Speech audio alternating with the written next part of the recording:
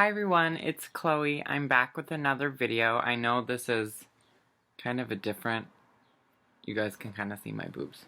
I know this is kind of a different video shooting location. I'm actually about to take a nap because I've been drinking today because it was the last day of my clinicals. Yay! So happy that's over and sad at the same time. But I just decided that I wanted to film a little bit before I went to bed. So, here we go. So I had someone message me the other day in the comment section of one of my videos asking about my relationships before my transition.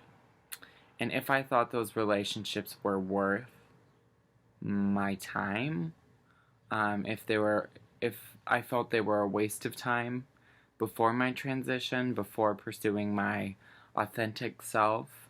So I'm going to talk a little bit about dating before I was trans, my relationships, and how I feel they've affected my life while transitioning and after I started transition, and if I felt like it was worth it. So yeah, here we go. So, dating before I was trans. So, when I was in high school, I dated a couple guys.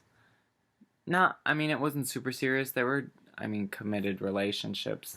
As committed as you can be in high school. And they lasted each, one was 6 months and one was a little under 6 months. And then I moved to Dallas, and that I didn't really date anyone up there because, one, I was in a new area, and two, I was kind of feeling a lot of feelings about transition, so I really didn't pursue anyone then.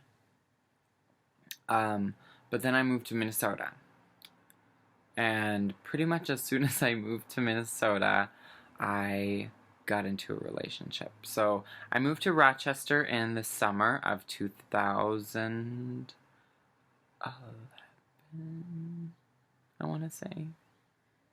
Sorry, my years are all off, and I'm a little cognitively impaired because I got a little boozy this afternoon. So I moved to Rochester in 2011. Yeah, so I've been in Minnesota for a little bit of 4 years now. And I was here for maybe 2 weeks, and then I met a guy. And we hit it off immediately.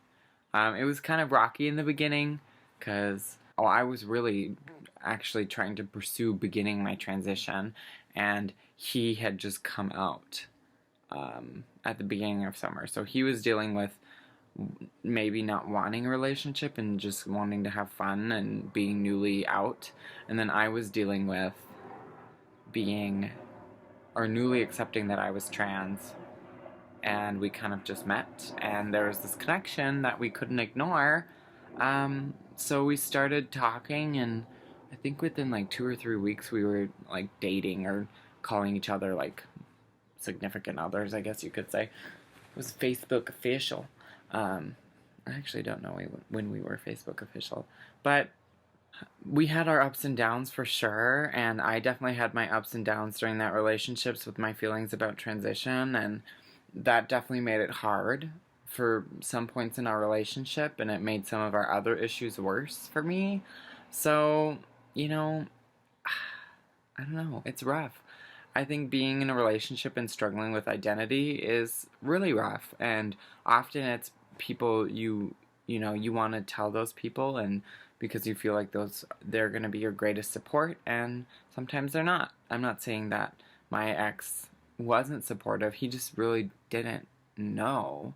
I feel like there were some hints every now and then, but I guess he just didn't pick them up. And that's okay. We were together for 2 years. There are a couple really, really, really, really bumpy points in our relationship. In a year in, he went to Boston to pursue, not study abroad, but student exchange. So he went to Boston to study, and just to experience that city and that university. And I was back in Rochester, and that like whole semester was really, really tough because he wasn't there. I couldn't distract myself from the feelings that I was feeling, and I almost broke up with him because I felt like he wouldn't have accepted, not, he would have accepted me if I was trans, but I don't think he would have accepted like our potential for a relationship, if that makes sense. So I don't think we would have stayed together in our relationship if I told him what was happening. And that's, that's a reality for some people. Some people come out to their partners and they don't stay together at all. And some people come out to their partners and they do stay together. So, it's just about how their dynamic works. And so he came back, and everyone knows long distance relationships are so difficult. To those of you who can make it work and last in a long distance relationship, I applaud you, because that is so tough. There's Parker. It's so tough. And so he came back and things got better. And, we were together again. We kind of hashed out some issues. During that little semester, I asked him for a break. And that was a big issue because that kind of spurred some argument between us. What are you doing? Look at him. He's just being a weirdo. So he came back. We kind of sorted our issues out, and so I thought we're going to be joined by Parker. He's going to snuggle. Yep. There is snuggling Parker. So we were working through our issues, or some of them, and it seemed to get better, and I bought a house for us to move into, and I thought that would be a solution maybe to our problems. We also got that one too. And yeah, that was, it was really nice, especially in the beginning of the summer, because it was just us two and we didn't have to deal with roommates. Not saying that my roommates weren't good, because I did have pretty awesome roommates. But, it just adds another layer of stress on top of what you already experience in a relationship. So, we start, fighting a lot towards the end, the last couple months. And then we meet another couple, and this is pre-transition, keep in mind. And we, the pairing of us became so close. Our dynamic together was unlike any other couple friends that I've ever experienced. I got along with these guys so well. And it was crazy because we would see them pretty much every other day or every day, and we would go out and do things and go drink or go to dinner or go to do something, whatever, tubing or so we ended up going to Pride together, and that was kind of where it all kind of got a little shaky. I can't say that I was. Sometimes I can be a Debbie Downer, especially back then because I was underage and they were drinking, and my ex and I had some arguments about drinking a couple times, and that actually was a big problem in our relationship. I think a lot of it came from me being underage, but some of it was his behavior too, and I think he can own up to that.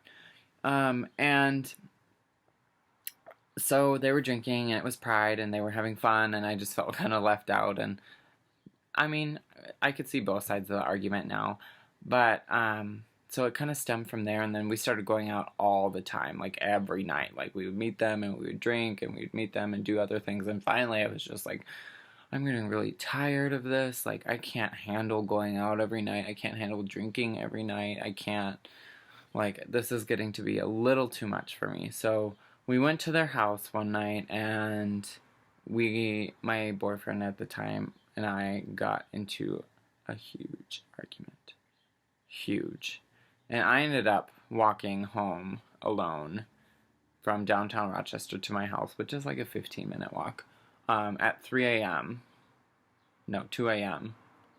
by myself, which was not fun. I was so pissed. And on top of that, he didn't come home for a really long time. Not even till like the next day, like in the afternoon. Probably because, he was angry because we argued. And this video is personal, and if you are watching, you know who you are. And you feel like this is too much information for me to be sharing, I'm sorry, but it's my story and I'm going to share it. So what ends up happening is the next couple days we start arguing a lot.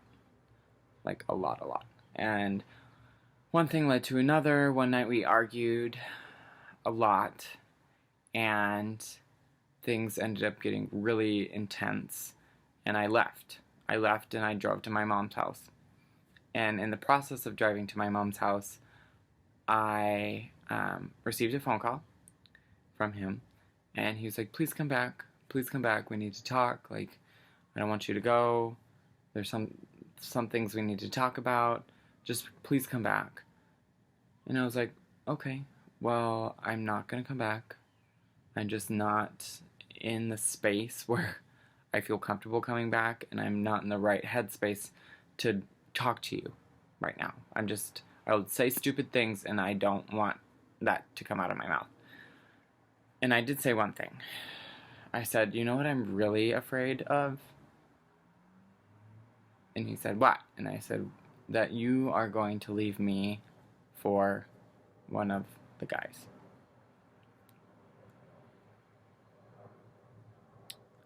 And he goes, actually, he told me the other night that he has feelings for me. Yeah. So, I kind of like, like one of those Scooby-Doo moments, like, boo? Like, what? My instinct was there. It was in the back of my mind. I was thinking about it. It was always a possibility in my head. And I said, well, how do you feel? And he said that he had feelings for him as well. And so the next couple days was spent me at my mom's house and him exploring his feelings, just thinking about what he was going to do. So I didn't know if I was single or if I was in a relationship at that point. And so, like, the next couple days later, he calls me and breaks up with me on the phone.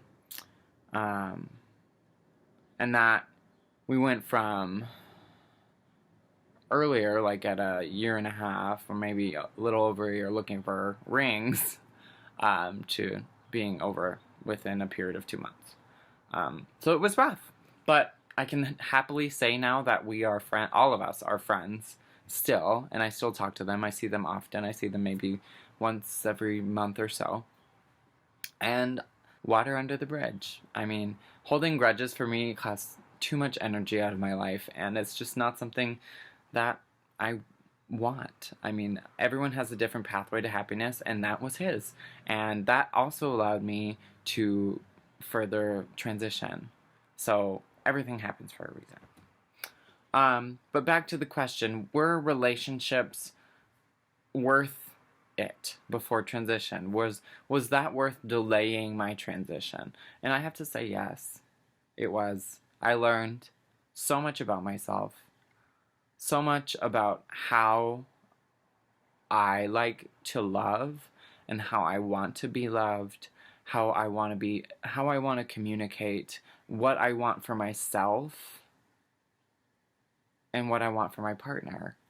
I think I learned so much through those 2 years. It was, there were really amazing times and there were really tough times, but at the end of the day, like, I learned so much from him, and I know he learned so much from me. So delaying my transition for a relationship, I think, was so worth it, because I now know that love is not worth me denying myself being who I am, being who I want to be. but I also know that, you know, I've experienced love, and I've experienced, um, you know, parts of relationships that I want and parts that I don't, and also parts of myself that I did not like. Looking back at, there are a lot of moments where I was like, wow, I should not have been that way. I shouldn't have said those things or did those things. Um, and sometimes I look back and I think, oh my god, I should have said something or done something. So I think being in relationships, you learn a lot about love, you learn a lot about yourself and what you want from partners, but just even communication, I think, is so, you learn so much in a relationship. Um, so, yes, to answer your question, um, my relationships prior to transition were worth it. I learned a lot, and I would not take that back. So, thank you guys for watching my before nap time video and dealing with my tipsiness and my almost nudity. But thank you guys so much for watching. Don't forget to like, subscribe, and comment, and leave comments down below for other topics or questions you want me to answer. And as always, I love you guys. Bye.